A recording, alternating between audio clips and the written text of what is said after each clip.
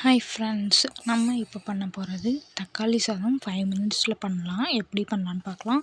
தேவையான பொருள் வந்து கடுகு உளுந்தம் பருப்பு, மஞ்சள் தூள், கருவேப்பிலை, அரிசி 1½ கப் எடுத்துருக்கோம். பூண்டு, தக்காளி, வெங்காயம், பச்சை மிளகா நறுக்கி வச்சுருக்கோம். ஒரு குக்கரில் வந்துட்டு நாங்கள் 1½ கப் அரிசி போட்டுக்கோம். அதுக்கு தேவையான அளவு எண்ணெய் ஊற்றிட்டு கடுகு உளுந்தம் பருப்பு போட்டுக்கணும். சூடானதும் கருவேப்பிலை போட்டு நம்ம நறுக்கி வச்சு பூண்டு, வெங்காயம் மட்டும் போட்டு நல்லா வதக்கிக்கலாம். அது பச்சை வாசனை போகிற வரைக்கும் வதக்கணும். அதுக்கப்புறம் நம்ம அது நல்லா வதங்கணும். நல்லா பச்சை ஸ்மெல் இல்லாமல் நல்லா வதங்கணும். வதங்கினதுக்கப்புறம் தக்காளி போட்டு நல்லா வதக்கிக்கலாம். வதக்கிட்டு நம்ம எடுத்து வச்சுருக்க மஞ்சத்தூளையும் இதில் ஆட் பண்ணிக்கலாம். இதுவும் நல்லா பச்சை வாசனை போகிற அளவுக்கு நல்லா மசிகிற அளவுக்கு நல்லா வதக்கிக்கணும். இந்த இது வந்து ரொம்ப ஈஸியாக இருக்கும் ஃப்ரெண்ட்ஸ். எந்த ஒரு வாசனை பொருட்களும் சேர்க்காம பண்ணுறோம். இப்போ வந்து நம்ம வதங்கினதும் தண்ணி ஊற்றிக்கலாம். 1 கப்பு அரிசிக்கு 2½ கப்பு அளவு தண்ணி ஊற்றணும். நாங்கள் கால்குலேட் பண்ணி ஊற்றிருக்கோம். அந்த அரிசி எவ்வளோ தண்ணி பிடிக்குதோ அதுக்கு பொறுத்து நீங்கள் தண்ணி ஊற்றிக்கோங்க.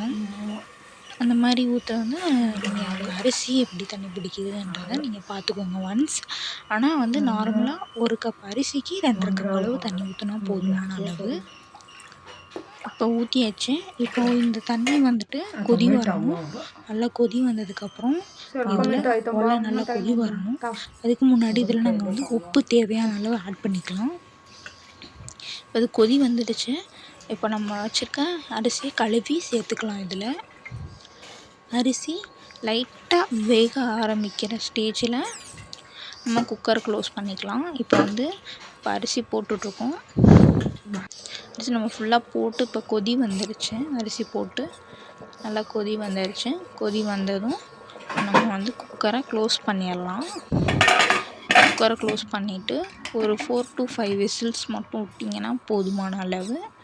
4 to 5 விசில்ஸ் மட்டும் விட்டுட்டு விசிலை கொஞ்சம் நேரம் அதுவாக போகட்டும். அதுக்கப்புறம் நீங்கள் ஓப்பன் பண்ணி பார்த்தீங்கன்னா சூப்பரான ரெடியான சுவையான தக்காளி சாதம் ரெடி ஆயிரும்.